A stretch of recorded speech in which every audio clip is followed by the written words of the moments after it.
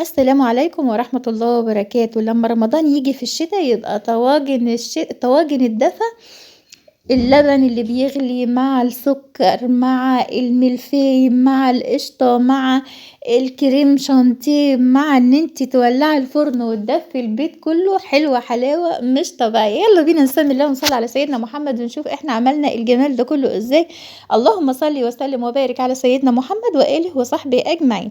طواجن ام علي، طواجن الشتاء، طواجن الدفا. ينفع معاكي سحور رمضان، ينفع معاكي بعد الفطار كحلا. شايفين ما شاء الله تبارك الرحمن. الملفي هنا مش متعجن خالص، انا بستخدم ملفي. جبت الملفي وكسرته وحطيت اللبن يغلي على النار مع السكر مع الكريمة، وحطيت الملفي كسرته في الطواجن مع المكسرات ونزلت عليهم بمعلقة من القشطة ودخلتهم جوه الفرن. عايزه اوريكم المكسرات اللي انا بستخدمها، دي مكسرات كسر. عايزه تحطيها جوه الطاجن وياخد كله من طعم بعضه براحتك خالص. عايزه تحطيها من فوق وتبقى بتقرش براحتك خالص. اللبن يشرب مع المكسرات مع الملفي، هيبقى مع القشطه مع الكريمه، هتبقى تحفه جدا. انا عن نفسي بحب الام علي، بتبقى العاديه جدا كده. لكن طبعا مع الهبات الجديدة هنحط حاجات كتيرة تانية. طيب انا حابة اوريكم الملفي. انا بحب استخدم ملفي علشان خاطر الملفي مش بيبوش زي الجلاش، ولا بيبقى متعجن زي الكرواسون في اللبن. بيبقى متكسر وبيبقى التوريقة بتاعته محتفظة بنفسها مهما شرب من اللبن. شايفين ما شاء الله تبارك الرحمن، حاجة زي الفل، حاجة حلوة جدا. مكوناتها بسيطة وما فيهاش اي تعقيد خالص. مهما تحطي عليها اللبن بيغلي مش بتبوش ابدا. هقول كمان الطريقة مرة كمان. الطريقة ان انا مكونات: لبن، كريمة، قشطة، سكر، آه لبن، كريمة، سكر، ملفي، مكسرات، فقط لا غير. شايفين ما شاء الله تبارك الرحمن. بدخلها الشواية تاخد وش، مش بولع عليها الفرن كامل، وبتبقى حلوة جدا. الوش بيبقى مكرمل معايا، والقلب بتاعها زي ما شايفين كده.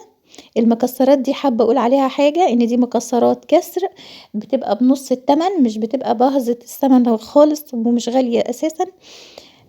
بتبقى بنص تمن المكسرات الصحيحة، بس بتبقى فريش وحلوة جدا. وما شاء الله تبارك الرحمن، حاجة كده حلوة جدا. ولادك لو اخدوا معلقة من الحاجة دي بتبقى مفيدة جدا. هقول الطريقة كمان. الملفي كسرته، حطيت اللبن على النار، حطيت عليه كريم شانتيه وقشطة، كريم شانتيه وسكر، ونزلت على الملفي والمكسرات باللبن المغلي اللي هو معاه الكريمة والسكر. وانا قاعدة على الشارع فصوت عالي جدا. طيب حابة تحطي الحاجات دي جاهزة من محلات الحلواني، حابة تحطي بسكوت لوتس مطحون براحتك خالص. حابة تحطي، انا حطيت بعض طواجن علشان خاطر الهبات الجديدة، حطيت بسكوت لوتس مطحون وحطيت عليه زبدة من اللوتس. حابة تحطي نوتيلا براحتك او شوكولاتة براحتك. حابة تحطي بيستاشيو براحتك. الحاجات دي كلها ترجع لك. انا عن نفسي بحبها سادة كده، طالعة من الفرن وهي معلقتين وخلاص على كده، لانها طبيعي بتبقى تقيلة. لكن نعمل ايه بقى في الحاجات الجديدة اللي طالعة؟ لازم نجربها للاولاد. وكل حاجة دلوقتي بقت جاهزة في محلات الحلواني. شكل الفرن على الطواجن تحفة بجد بجد، عجباني جدا. طيب كده خلاص وطلعت الطواجن. حابة بقى تحطي الحاجات البيستاشيو براحتك دلوقتي بعد ما اخدت الوش، براحتك خالص. ده هنا طاجن انا شكلته بقى، كنت شفت حد يعني اشتريناه جاهز فعملت زيه. حطيت شوية من البسكوت اللوتس على الكريمة وعملت ربع الطاجن، والربع التاني حطيت مكعب واحد من الجبنة الكيري على الكريمة وحطيته فوق المكسرات وكان عندي كريم بورليه جاهز من عند محل الحلواني، حطيته في الربع التاني او شوكولاتة او اي حاجة انت حباها يعني. المهم ان هو طاجن ايه متشكل تمام زي الفل، حاجة كده تحفة جدا جدا جدا بجد، عجب الاولاد جدا ودفى وحاجة جديدة وممكن تبهري كمان ضيوفك يعني. طيب في ايه كمان عايزة اوريهولكم او إيه؟ شايفين منظر عايزة اوريكم ان بسكوت اللوتس ده كمان المطحون بيتباع منه مطحون وبيتباع منه سادة، هو او بديل للوتس يعني. دي حاجة ايه ترجع لك وبراحتك خالص. اهو بصوا كده، حابة تحطي نوتيلا براحتك، حابة تحطي لوتس براحتك.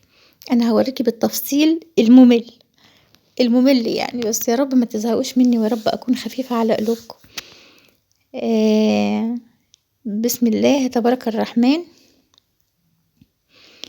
الملفي يا جماعة احسن واساسي في ام علي من الكرواسون ومن الجلاش. بصوا بقى شكل الطواجن وهي طالعة من الفرن تشرح القلب ازاي. حطي الحاجات اللي هي تليق مع اللبن يعني، زي الشوكولاتة زي النوتيلا زي اللوتس زي البيستاشيو.